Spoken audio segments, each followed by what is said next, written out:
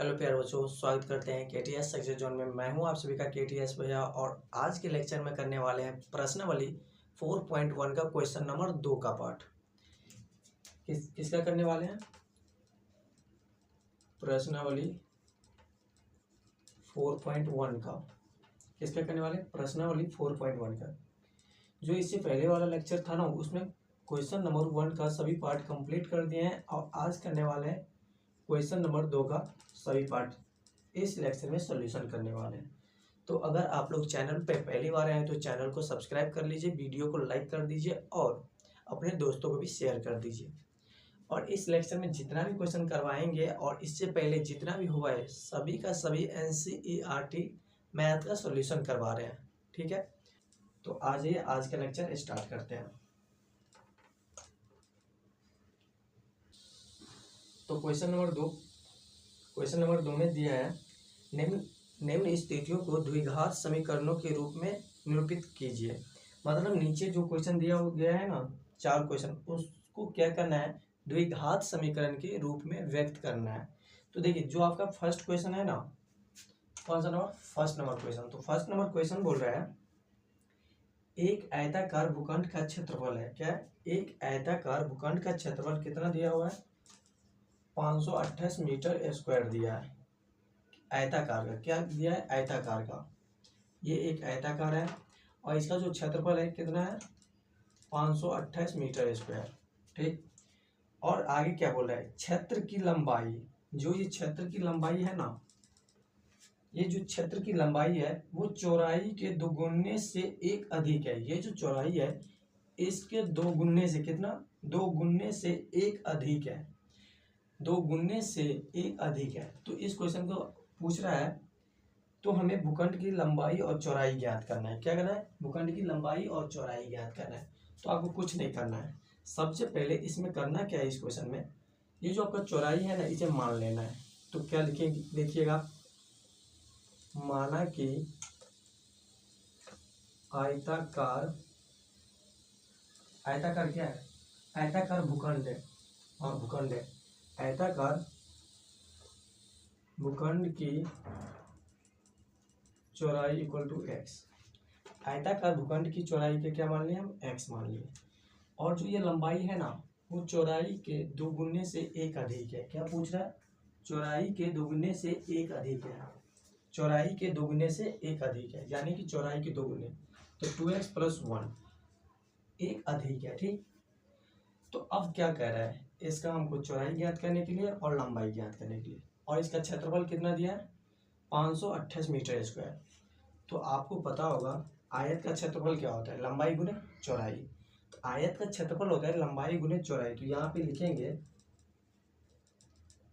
आयताकार भूखंड की क्षेत्रफल इक्वल टू क्या होता है? लंबाई गुने चौड़ाई। तो आयताकार भूखंड की क्षेत्रफल कितना दिया है? 528। कितना दिया है? 528 मीटर स्क्वायर। और लंबाई कितना दिया है? x मान लिए। तो ये x मीटर गुने क्या हो जाएगा? लंबाई का। तो 2x + 1, ये भी मीटर होगा तो मीटर। तो 1 मीटर 2 मीटर, तो मीटर को मीटर से गुना करें तो मीटर स्क्वायर कट गया। अब क्या करना है? ये 528 है ना, वो किसके बराबर हो जाएगा? x × 2x + 1। अब इसका सोल्यूशन कीजिए आप लोग। तो 528 इक्वल टू हो जाएगा 2x² + 1 हो जाएगा। अब इसको क्या करना है?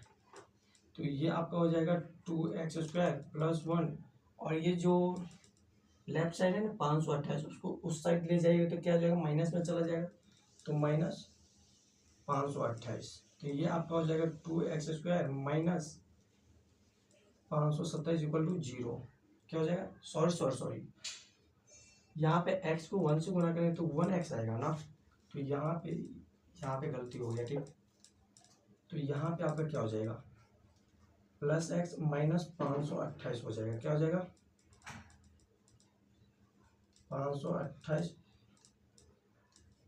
Equal to 0। और यही आपका इस क्वेश्चन का आंसर हो गया। ठीक, लेकिन पूछ रहा था लंबाई और चौड़ाई ज्ञात करने के लिए बोला था, लेकिन इस क्वेश्चन में आपको सिर्फ समीकरण के रूप में व्यक्त करना है।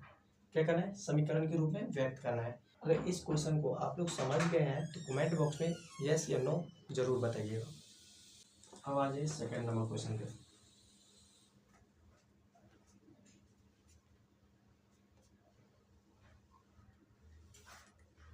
सेकेंड नंबर क्वेश्चन पूछ रहा है दो क्रमांगत, क्या दिया है? दो क्रमांगत धनात्मक पूर्णांकों का गुणनफल 306।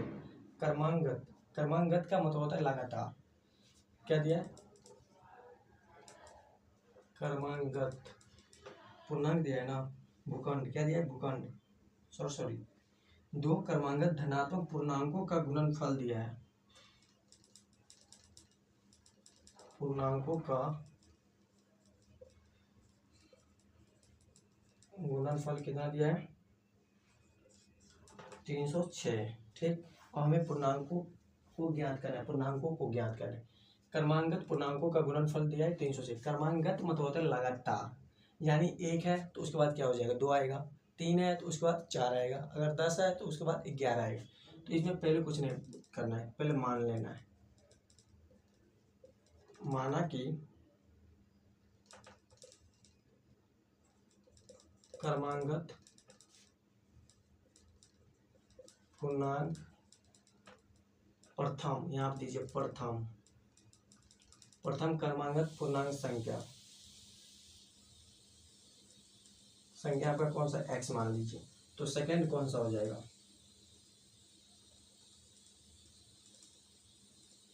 दूसरा क्रमांगत पूर्णांक संख्या कौन सा हो जाएगा? x+1। और इसका गुणनफल कितना दिया है? 306 दिया है, तो इसका गुणनफल कर दीजिए।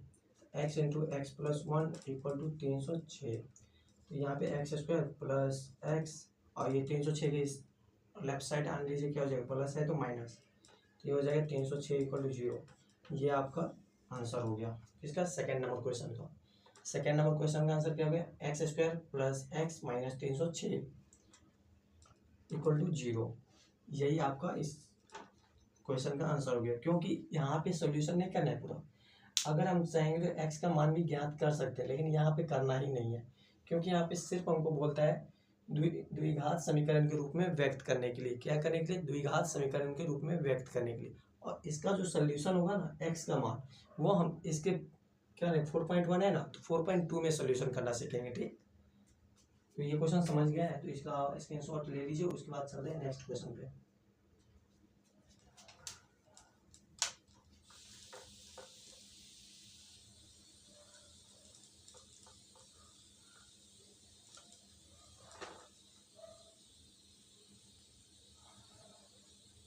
अब चलते हैं थर्ड नंबर क्वेश्चन पे।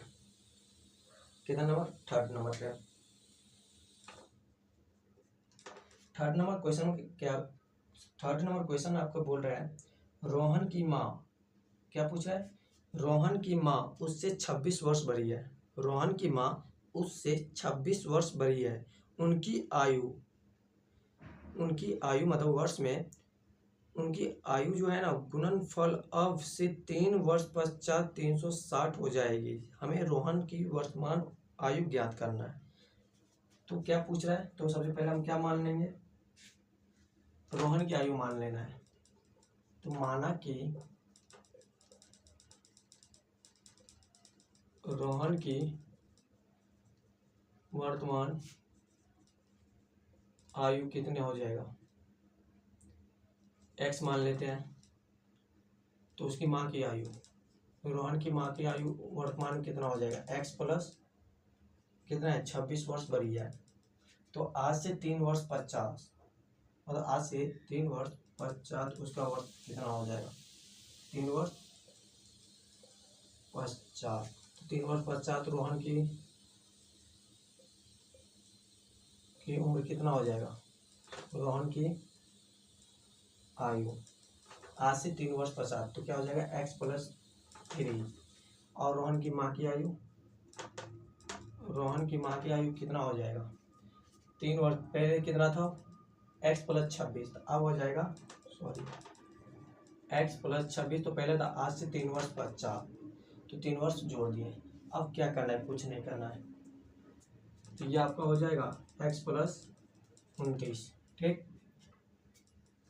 और इसका गुणनफल कितना दिया है, इसका गुणनफल दिया है आपका 360, कितना दिया है 360। तो कुछ नहीं करना है, x plus 3 into x plus 29 equal to 360 गुना कीजिए आप। x को जब x है तो एक्स स्क्वायर, जब x को 29 से प्लस 29x, जब 3 को x प्लस 3x, और जब 3 को 29 से तो क्या हो जाएगा 9×27, हाथ में 2, 3 का 3 6, 6 2 8, सही है, इक्वल टू 360। अब देखिए क्या करना है, ये हो गया एक्स स्क्वायर प्लस 29 और 3x, तो क्या हो जाएगा 32x, और ये हो जाएगा इस साइड लेफ्ट साइड आएगा, तो राइट साइड का जब लेफ्ट साइड आएगा तो ये प्लस में है तो माइनस में हो जाए, तो कुछ नहीं करना है, जब माइनस में आएगा 360 इक्वल टू 0 हो जाएगा, बिल्कुल। अब 1 मिनट, ये अगर आप लोग समझ गए तो इसको क्लीन कर देते, ठीक, 1 मिनट रुक जाइए।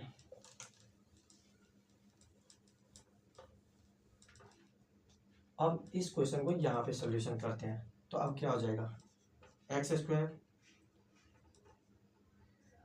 Plus 32x plus, sorry minus आएगा, माइनस 10 में से 7 गया 3, ये हो जाएगा आपका 5, 5 में नहीं जाएगा तो 15 में से 8 गया तो कितना हो जाएगा जल्दी बताइए 7, अब ये 2 हो जाएगा तो 2 इक्वल टू 0, यही आपका आंसर हो गया, ठीक।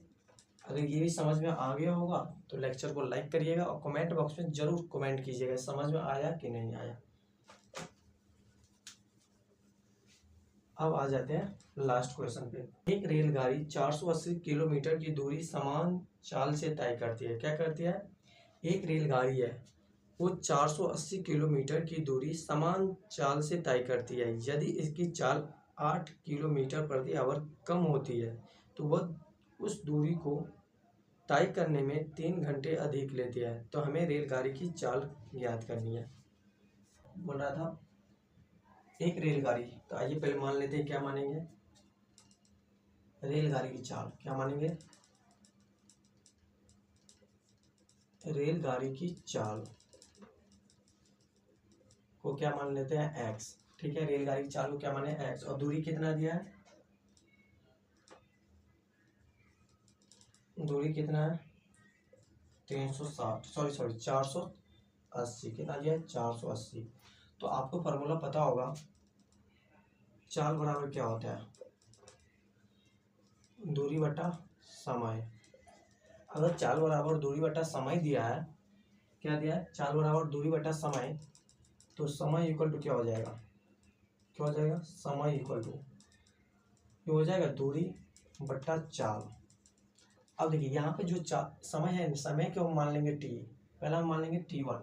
तो अब कुछ नहीं करना है, प्रश्नानुसार चलिए, किसका प्रश्नानुसार, प्रश्न में क्या बोल रहा है, यदि किसी चाल को, सबसे पहले एक बार मान लेते हैं क्या, एक रेलगाड़ी 480 किलोमीटर की दूरी समान चाल से तय करती है, समान चाल से तय करती है।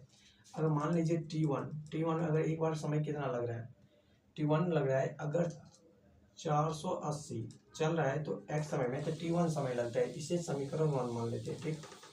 अगर यही आप देखिए t2 में, t2 के लिए देखिए क्या पूछ रहा है आगे, यदि इसकी चाल 8 किलोमीटर कम होती है तो वह उसी दूरी को तय करने में 3 घंटे अधिक लेते हैं, क्या कहते हैं 3 घंटे अधिक लेते हैं, कितना कम करते हैं, तो दूरी तो सेम रहेगा 380 रहेगा, बट उसके चाल में परिवर्तन कर रहा है, पहले x से चल रहा है, अब कितना x माइनस 8 चलेगा, कितना x माइनस 8, तो उसका t1 समय हो जाता है, क्या हो जाता है t1 समय, क्या हो जाता है t1 समय हो जाता है। ओके, इतना समझ में आया आप लोग को, अगर समझ में आ गया हो तो बताइए कमेंट करके।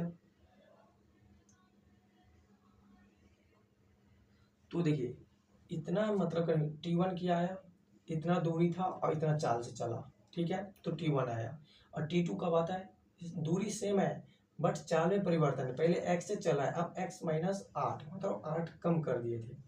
तो अब देखिए और उसके बीच में कितना अंतर आता है, तो वह उसी दूरी को तय करने में 3 घंटा अधिक लेते हैं, मतलब 3 घंटा अधिक ले रहा है।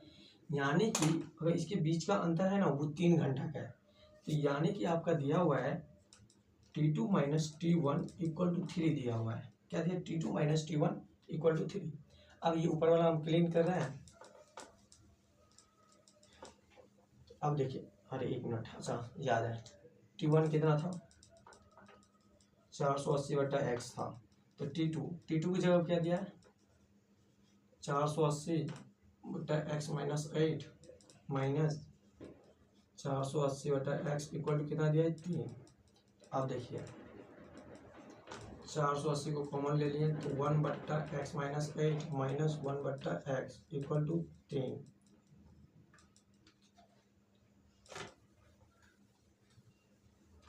अब देखिए 3 से काट सकते हैं, 160 मरतबे, ठीक। अब देखिए ये 160 हो गया और नीचे में ये क्या आ जाएगा? x इंटू एक्स माइनस 8, ठीक।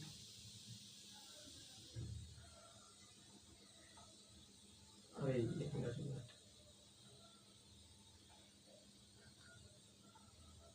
और ये जो एक पता है 1 मिनट कितना आ गया? तो यहाँ पे x आ जाएगा, यहाँ पे minus x minus plus 8 equal to 1। अब ये जो 160 है उसको उस साइड लेके चले जाएंगे, हाँ, तो क्या हो जाएगा? ये x गया और ये हो जाएगा आपका 1/x² minus 8x equal to 1/160। आप देखिए कोना कोनी गुना कीजिए तो ये हो जाएगा 160 equal to x² minus 8x। कुछ नहीं करना है, x² माइनस 8x, और ये जो 160 है उस साइड लेके चला जाइए तो 160 इक्वल टू 0। यही आपका समीकरण हो गया। तो ये भी जो 4 नंबर क्वेश्चन था वो आपको समझ में आया?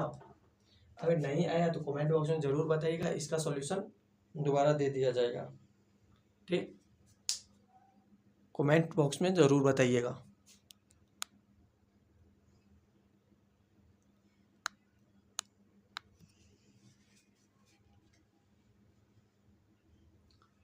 सॉरी दोस्तों, ये आवाज़ आप लोग को सही जा रहा होगा कि नहीं, क्योंकि बीच में माइक बंद हो चुका था। कमेंट बॉक्स में ज़रूर बताइएगा। और ये लेक्चर कैसा लगा है ये भी कमेंट बॉक्स में बताइएगा, क्योंकि हमको लग रहा है कि आवाज़ में कुछ प्रॉब्लम चल गया होगा क्योंकि माइक ऑफ हो चुका था, ठीक है। तो आज का लेक्चर कैसा लगा है ये कमेंट बॉक्स में ज़रूर बताइए आप लोग, ठीक है। और चैनल को पहली बार चैनल को सब्सक्राइब भी कीजिए, ठीक। Bye bye, Radhe Radhe.